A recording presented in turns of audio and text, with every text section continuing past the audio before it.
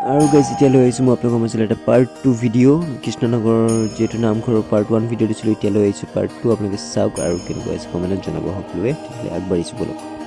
ইয়াৰ পিছতে মই মাননীয় প্ৰজ্বলক মহোদয়ক ৰাইজক উদ্দেশ্যি হোৱা মন্দিৰৰ কাৰণে এডোখৰ মাটিৰ কাৰণে বহুতো কষ্ট কৰি আছিলোঁ। যি নহওক আমাক এজন স্বনামধন্য হৃদয় ব্যক্তিয়ে এই মাটিখিনি দান দিম বুলি অংগীকাৰবদ্ধ হৈছে। সেই উৎসাহতে আমাৰ কৃষ্ণনগৰ উন্নয়ন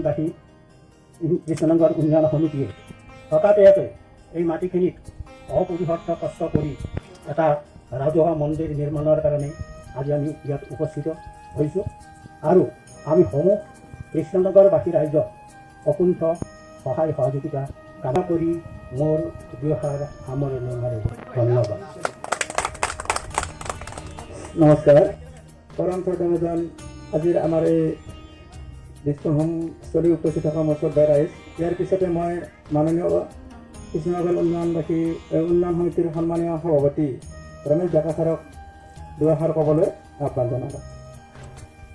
মোৰ আজিৰ সমবেত হোৱা শ্ৰদ্ধাৰ ভক্তগণ দৰ্শকৰ, আজিৰ কাৰ্যসূচীত দ্বিতীয় কাৰ্যসূচীত মোক ধৰ্মৰ ধ্বজা উৰাবলৈ পাই মই যথেষ্ট আনন্দিত হৈছোঁ। আমাৰ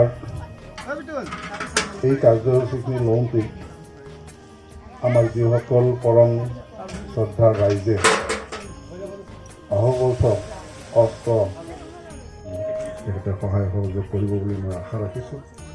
লগতে সমবেত অনুষ্ঠানত যিহেতু ধৰ্মোদ্ভৱ হিচাপে মই বিশেষ নকওঁ, এই শান্তিৰ পৰিৱেশত শান্তিস্থল